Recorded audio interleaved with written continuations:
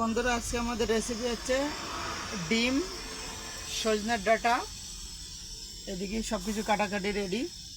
তো আপনারা বলতে পারবেন যে ডিম আর সজনের ডাঁটা কোন ধরনের রান্না। তো এ হচ্ছে আন্ধ্রার স্টাইলের রান্না। আন্ধ্রার লোক ডিম সজনের ডাঁটা দিয়ে খায়, এর ভিতরে আবার বেগুনও দেয়।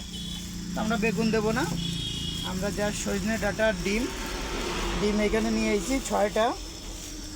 আর ওই যে সজনে ডাঁটা কাটাকাটি সব কিছু রেডি। এদিকে ভাত হচ্ছে, ভাত তারপরে ডিম সিদ্ধ করব। তো দেখতে তখন ব্লগটা। তো বন্ধুরা, ডিম ভাজা চলছে। ডিম ভাজা হয়ে গেলে তো ডিম তো ভাজা আমাদের কমপ্লিট। এখন সবজিটাকে ভালো করে কষাচ্ছি।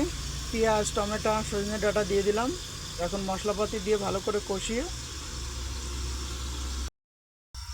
বন্ধুরা আমাদের সবজি তো কষানি রেডি। এখন ঝোল দিয়ে দেবো।